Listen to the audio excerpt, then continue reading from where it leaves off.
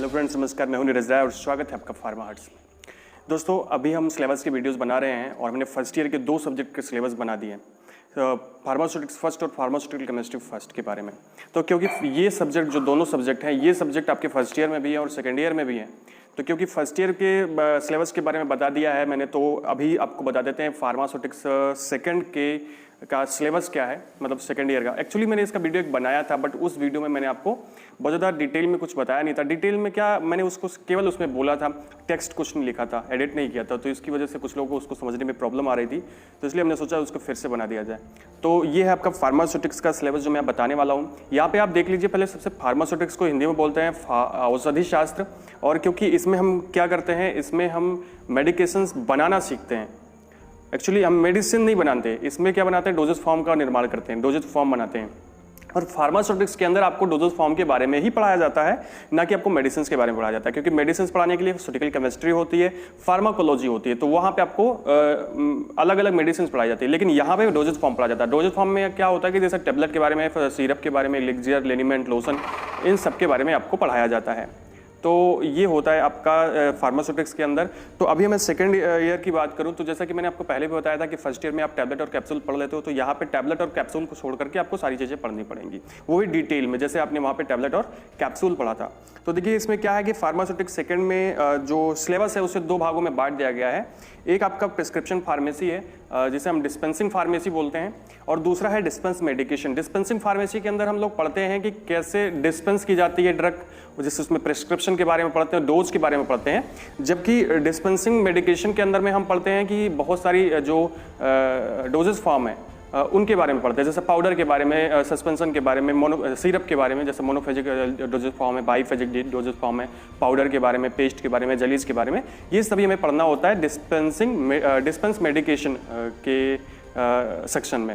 जबकि dispensing pharmacy के section में हमें क्या पढ़ना है, सबसे पहला हमारा चैप्टर होता है प्रिस्क्रिप्शन। प्रिस्क्रिप्शन जानते हो आप लोग, प्रिस्क्रिप्शन में हमने एक वीडियो बनाया हुआ है, उस पर लिखा होता है, डॉक्टर साहब प्रिस्क्रिप्शन लिखते हैं और उस पर बताते हैं कि आपको कौन कौन सी ड्रग लेनी है, मतलब एक तरह से इसको हम बोलते हैं नुस्खा, ठीक है। तो वो होता है डॉक्टर साहब जो उसको लिख करके देते हैं, तो उसे हम बोलते हैं प्रिस्क्रिप्शन। और उसमें आपका मतलब एक मैंने डिटेल वीडियो बनाया है, तो सिलेबस की वीडियो में मैं उसको बताऊंगा, तो वीडियो और लंबा हो जाएगा। दूसरा जो है आपका वो है इनकम्पैटिबिलिटी इन द प्रिस्क्रिप्शन। कभी कभी कुछ कमियां हो जाती हैं प्रिस्क्रिप्शन के अंदर में, उसे हम बोलते हैं इनकम्पैटिबिलिटी इन द प्रिस्क्रिप्शन। इसको हम दूसरे चैप्टर में पढ़ते हैं। और देखिए, जो मैंने बता रहा हूं कि डिस्पेंसिंग फार्मेसी जो अलग सेक्शन है उसमें 3 चैप्टर हैं, ठीक है। तो दूसरा चैप्टर है इनकम्पैटिबिलिटी ऑफ द प्रिस्क्रिप्शन। जैसे मान लीजिए कि डॉक्टर साहब ने कुछ लिखा, उसमें तो उनकी राइटिंग खराब थी, या फिर उसकी वजह से जो फार्मासिस्ट था उसने सही दवा नहीं दी है, तो इनकम्पैटिबिलिटी में आ जाएगा। उसके बाद जैसे जो भी दवा दी गई है उसका डोज सही से निर्धारित नहीं किया गया, जो भी दवा दी गई है वो अच्छी नहीं थी, तो ये सब आ जाता है इनकम्पैटिबिलिटी इन द प्रिस्क्रिप्शन के अंदर में। तीसरे चैप्टर में हम पढ़ते हैं posology, and posology is the science of the doses. जो डोज होता है, जैसे कि किसको कितनी डोज चाहिए, छोटा बच्चा है उसको कम डोज चाहिए, बूढ़ा आदमी हो उसको कम डोज चाहिए, एडल्ट है तो उसको ज्यादा डोज चाहिए। तो ये डोज के बारे में जो निर्धारण होता है, डोज के बारे में जो चीजें पढ़ाई जाती हैं, ये हम पढ़ते हैं पोसोलॉजी के अंदर में, और इस चैप्टर में उसी के बारे में हमें पढ़ना पड़ता है। तो इसमें बहुत सारी चीजें हम पढ़ते हैं, जैसे डोज और डोजेस के बारे में हमें पढ़ना पड़ता है। उसके बाद बहुत सारे ऐसे फैक्टर होते हैं जो कि डोज को इन्फ्लुएंस करते हैं। वैसे मैंने पोसोलॉजी पे एक वीडियो बनाया हुआ है, आप मेरे चैनल पे जाकर के देख सकते हैं, नहीं तो मैं डिस्क्रिप्शन में इसका लिंक दे दूंगा, आप वहां पे देख लीजिएगा। अब हम नेक्स्ट बात करते हैं कि डिस्पेंसिंग मेडिकेशन क्या होती है, और डिस्पेंसिंग मेडिकेशन में आपको कौन कौन सा चैप्टर पढ़ना होता है। और जैसा कि मैंने अभी बताया, डिस्पेंसिंग मेडिकेशन के अंदर में आप क्या पढ़ते हो, आपको इसमें ये पढ़ना होता है कि बहुत सारी जो डोजेज होती हैं उनके बारे में, जैसे मैंने बताया पाउडर के बारे में आपको पढ़ना होता है, सस्पेंशन के बारे में पढ़ना होता है, इमल्सन के बारे में। सबसे पहला चैप्टर आपका आता है वो पाउडर का आता है। पाउडर के बारे में आपको टाइप्स ऑफ पाउडर के बारे में, उनके एडवांटेज डिसएडवांटेज के बारे में पढ़ना पड़ता है। उसके बाद आपको बहुत सारे ऐसे पाउडर के बारे में पढ़ना पड़ता है जो कि मेडिसिन के बनाने में काम आते हैं। उसके बाद जो मेडिकल पाउडर होते हैं, जो नॉन मेडिकल पाउडर होते हैं, सबके बारे में आपको डिटेल में पढ़ना होता है। इसी में आप ये भी पढ़ते हो कि पाउडर को तौला कैसे जाता है, उनकी मिक्सिंग कैसे की जाती है। तो ये सारी चीजें आप इस चैप्टर में पढ़ते हो। जब इस चैप्टर के बारे में हम डिटेल में आपको पढ़ाएंगे, तब बताएंगे कि पाउडर के बारे में आपको अच्छे से क्या क्या पढ़ना है। नेक्स्ट आपको पढ़ना है मोनोफेजिक लिक्विड डोजेज फॉर्म के बारे में। मोनोफेजिक लिक्विड डोजेज फॉर्म के बारे में थोड़ा सा मैं आपको बता दूं कि मोनोफेजिक लिक्विड डोजेज फॉर्म ऐसे डोजेज फॉर्म होते हैं जिसमें एक फेज होता है, मतलब एक तरह से सॉल्यूशन बन जाता है। जैसे आप चीनी पानी को घोल दो, ठीक है, वो एक सॉल्यूशन है, मतलब उसको हम बोलेंगे मोनोफेजिक लिक्विड डोजेज फॉर्म। और इसमें मैं आपको बता दूं कि इसमें आप मोनोफेजिक लिक्विड डोसेज फॉर्म में आप उसकी थ्योरी पढ़ते हो, उसके बाद उसमें जो एग्जांपल्स आते हैं उसके बारे में पढ़ाई की जाती है, जैसे सिरप होता है, एलिक्सर, लिलिमेंट लोशन, ये सारी चीजें आपकी जो है वो मोनोफेजिक लिक्विड डोसेज फॉर्म के अंतर्गत आती हैं और वहां पे ये सारी चीजें आपको डिटेल में पढ़नी होती हैं। नेक्स्ट आपका जो चैप्टर है वो है बाईफेजिक लिक्विड डोसेज फॉर्म। और बाईफेजिक लिक्विड डोसेज फॉर्म ऐसे डोसेज फॉर्म होते हैं जो जिसमें दो फेज होते हैं। एक फेज मतलब ये अब तक समझ लीजिए कि जैसे सिरप बना था तो उसमें हमने चीनी और पानी घुला था तो घुल गया था, लेकिन जब हम दो इमिक्सिबल चीजों को आपस में मिक्स करते हैं तो वहां पे बनता है बाईफेजिक लिक्विड डोसेज फॉर्म। जैसे आपने दो इमिक्सिबल अगर लिक्विड को घोल दिया तो वो इमल्सन हो जाता है, जैसे तेल और पानी को घोल दिया इमल्सन हो जाता है, उसको जबरदस्ती घोलना पड़ता है। उसके बाद अगर आपने सस्पेंशन बना रहा है तो सस्पेंशन में क्या होता है, आप लिक्विड के अंदर इमिक्सिबल सॉलिड घोलते हो, ठीक है, इनसॉल्युबल सॉलिड घोलते हो तो उसको हम कहते हैं सस्पेंशन का बनाना।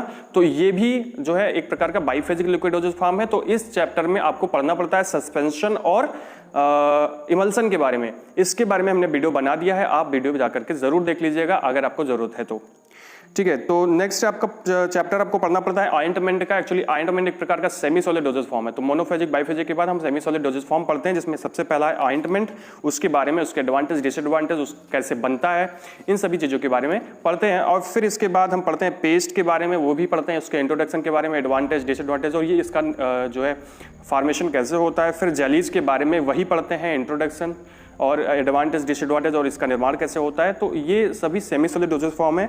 और लास्ट में आप जो लास्ट तो नहीं है, उसके बाद आप पढ़ते हो सपोजिटरीज एंड पेस्ट्रीज के बारे में। तो सपोजिटरीज एंड पेस्ट्रीज जो होती है वो भी सेमी सॉलिड डोसेज फॉर्म के अंदर आती हैं, ये कभी कभी सॉलिड डोसेज फॉर्म के अंदर भी आती है। तो इसके बारे में आप पढ़ाई करते हो सपोजिटरीज एंड पेस्ट्रीज के बारे में कि ये कितने प्रकार की होती हैं, इनका निर्माण कैसे होता है, इनका एडवांटेज और इनका डिसएडवांटेज क्या होता है। ओके, और नेक्स्ट टॉपिक है आपका डेंटल प्रोडक्ट और dental and cosmetic preparations. Dental and cosmetic preparations के अंतर्गत आप क्या पढ़ते हो, जैसे डेंटल्स के बारे में, डेंटल प्रोडक्ट में आप क्या पढ़ते हो, जैसे कि आपने सुना था फार्मास्यूटिकल केमिस्ट्री में आपने डेंटिफ्राइसिस के बारे में पढ़ते हो। तो डेंटल प्रोडक्ट जो चैप्टर है उसमें आप डेंटिफ्राइसिस के बारे में पढ़ते हो, जो दंत मंजन होता है ना उसके बारे में पढ़ते हो कि वो कैसे बनता है और उसका काम क्या होता है, ठीक है, वो उसका मतलब फार्मेशन। एक्चुअली यहाँ पे हम फार्मेशन ही पढ़ते हैं, तो ये आप याद रखिएगा। उसके बाद आप कॉस्मेटिक प्रोडक्ट पढ़ते हो। कॉस्मेटिक प्रोडक्ट में आप जानते हो जैसे शैम्पू होता है, जैसे क्रीम होती है ना, ये सारी चीज़ें जो कॉस्मेटिक प्रोडक्ट है, जितनी भी कॉस्मेटिक प्रोडक्ट है उसके बारे में आप थोड़ा थोड़ा पढ़ते हो, बहुत ज़्यादा डिटेल नहीं पढ़ते हो, ठीक है। और नेक्स्ट आपका चैप्टर है पैरेंटल, एक्चुअली हम पैरेंटल प्रोडक्ट नहीं बोलेंगे। अब नेक्स्ट यूनिट आ जाती है आपकी sterile doses form. Sterile doses form के अंतर्गत आप ऐसे डोजेज फॉर्म को पढ़ते हो जो कि जिनके स्टेरिलिटी डिसाइड करना जरूरी होता है। जैसे आपका पहला इसमें चैप्टर है स्टेराइल डोजेज फॉर्म के अंदर में पैरेंटल प्रोडक्ट। पैरेंटल प्रोडक्ट ऐसे प्रोडक्ट होते हैं जो कि इंजेक्शन के माध्यम से हमारे ब्लड के अंदर या बॉडी के अंदर डाले जाते हैं। जैसे इंजेक्शन होता है, आईएम इंजेक्शन होता है, आईवी इंजेक्शन होता है, बहुत सारे प्रकार के इंजेक्शन होते हैं, ठीक है। तो उन चीज़ों को आप इसमें पढ़ते हो कि वो पैरेंटल प्रोडक्ट बनाए कैसे जाते हैं, कहाँ पे बनते हैं, कौन कौन सा उनके लिए स्टेरिलिटी टेस्ट होता है, ये सारी चीजें आप इस चैप्टर के अंदर में पढ़ते हो। अगर आपको ये चाहिए कि ये वीडियो चाहिए कि कौन कौन से प्रकार के इंजेक्शन होते हैं और कहाँ कहाँ इंजेक्शन लगते हैं, कहाँ कहाँ लगाए जा सकते हैं और कैसे लगाए जा सकते हैं, तो आप कमेंट बॉक्स में जरूर लिखिएगा, हम उसकी वीडियो आपके लिए बना देंगे। नेक्स्ट आपका इसी चैप्टर के इसी यूनिट के अंदर में स्टेराइल प्रोडक्ट के यूनिट में लास्ट जो चैप्टर है वो है ophthalmic preparation. Actually ophthalmic preparation की एक प्रकार की स्टेराइल डोजेज फॉर्म होती है। ऑप्थेल्मिक प्रिपरेशन ऐसी प्रिपरेशन होती है जो कि आईज में डाली जाती है, आईज के लिए बनाई जाती है, आंखों के लिए बनाई जाती है। और इसमें अभी आप उसके फॉर्मेशन के बारे में, उसके कैरेक्टरिस्टिक्स के बारे में, उसके भी टेस्ट के बारे में पढ़ते हो। तो ये था आपका जो फार्मास्यूटिक्स, जिसमें हम फार्मास्यूटिक्स के पूरे सिलेबस के बारे में मैंने आपको बता दिया है। पहला वीडियो हमने बनाया था फर्स्ट ईयर का और दूसरा आपका सेकंड ईयर का, तो ये फार्मास्यूटिक्स सेकंड था। तो इतनी चीजें आपको पढ़नी है और जितनी भी चीजें पढ़नी है आपको डिटेल में पढ़नी है, ठीक है। तो जितनी भी चीजें मैंने आपको बताई हैं उनके लिए मैं सेपरेट वीडियो आपके लिए बनाऊंगा, जिससे आप आसानी से सारी चीजें समझ सको। क्योंकि मैंने यहाँ पे बहुत ज्यादा डिटेल में इसलिए नहीं बताया क्योंकि अगर मैं यहाँ पे बता दूंगा तो वीडियो फिर 20 मिनट 25 मिनट का हो जाएगा, फिर आपको अच्छा भी नहीं। अगर ये वीडियो आपको अच्छा लगा हो तो चैनल को सब्सक्राइब कीजिएगा, वीडियो को लाइक जरूर कीजिएगा और शेयर कीजिएगा अपने दोस्तों के साथ, जिससे उन्हें भी चीजों के बारे में पता चल पाए। Thank you.